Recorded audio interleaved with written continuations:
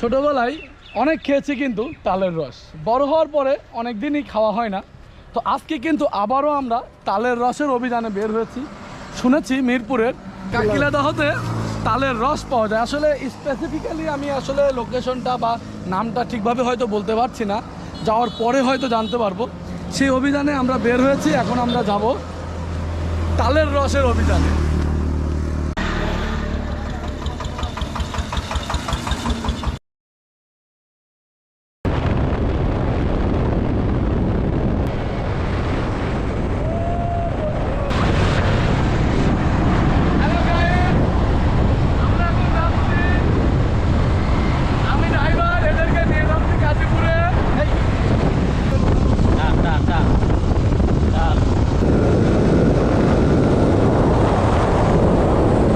বন্ধুরা, আজকে আমরা যাচ্ছি কাকিলাদহে সেই বিখ্যাত তালের রস খাইতে।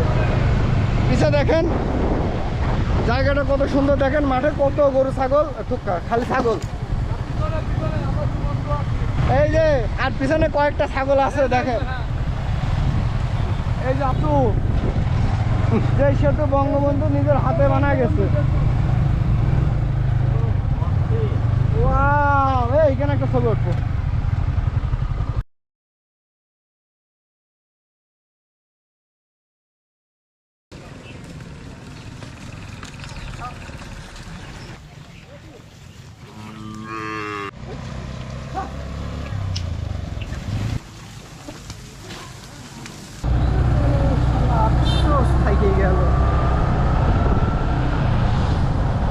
শ্বশুরের নাম কি?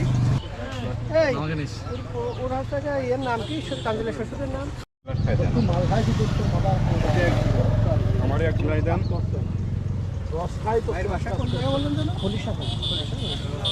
শেষে আমরা আমাদের সেই ছোটকালের মতো তালের রসের যে অভিযানটা ছিল অবশেষে আজকে পূরণ হলো। আমরা মিরপুরে চলে আসছি। মিরপুর থেকে এটি কাকিলাদহ বলে আর কি, আমি তখন ভুল বলেছিলাম, কালিদহ হবে না, এটা হবে যে কাকিলাদহ।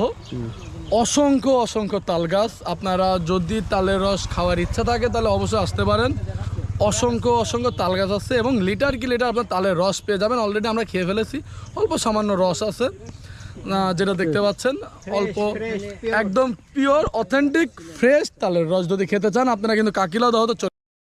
অবশেষে আমরা আমাদের মিশন শেষ করে আমরা আবারও বাড়ি ফেরার জন্য ব্যাক করছি। তালের রস খেয়ে এখন আমরা ফুরফুরে মেজাজে গ্রাম্য পরিবেশের মধ্য দিয়ে কিন্তু ব্যাক করছি। নেক্সট আবারও কোনো একটা অভিযানে বের হব, নতুন কোনো ভিডিওতে দেখা হবে।